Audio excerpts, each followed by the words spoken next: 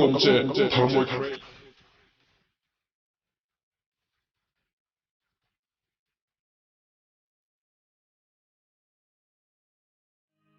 Ole tunruma kan video clear how tur chu Airtel B ka anet speed ti chakdan kan lo zir don ani he thil hi 100% proof ania ti chuanin 2 point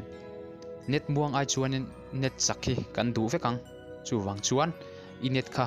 achak idu chuan he video hi abula tranga atop thlingin i lo clear don nia Ole tuna chuanin i setting sa khanin ilu donio i setting sa khanin i setang ti chuanin ole ke chu ka phone hi asusian phone max an ya ti chuanin ke chu network and internet a hian omani a then chu sim ate om mai thei phone danga chon chu fan chuan injong kwal du don nia i hmulo chuan mobile network a kan lut le a mobile network a kan luta ti chuan advance a hian kan lut le don ani advance a kan lut anga ti chuanin kan scroll down anga access point names ta hin kan lut le ang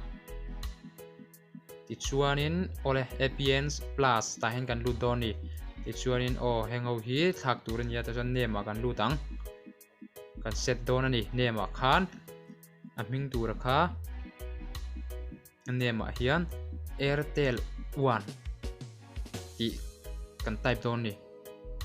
ti chuanin kan zo huna khan kan type zo huna khan tan kan okay nga Airtel 1 nole ti chuanin APN hi kan set le don ni APN a chuan Airtel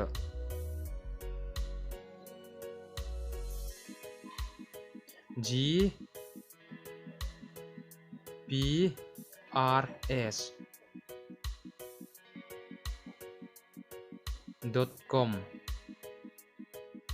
ole kan zuwa ti sungan okay le ang ti chuanin proxy a hian kan set le don ani proxy a ole kan type le ang kan type tur kha true 0 true point 56 point 231 point 117 ole kan okay leang ti chuanin port a hian kan type le don kan set le don ni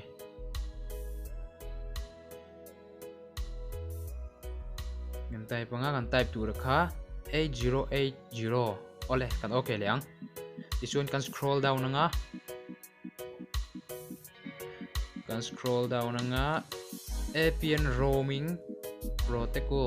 protocol ole IPv4 IPv6 ta hian kan click ang ole ti chuan ta hian kan kan save don ni kan lut anga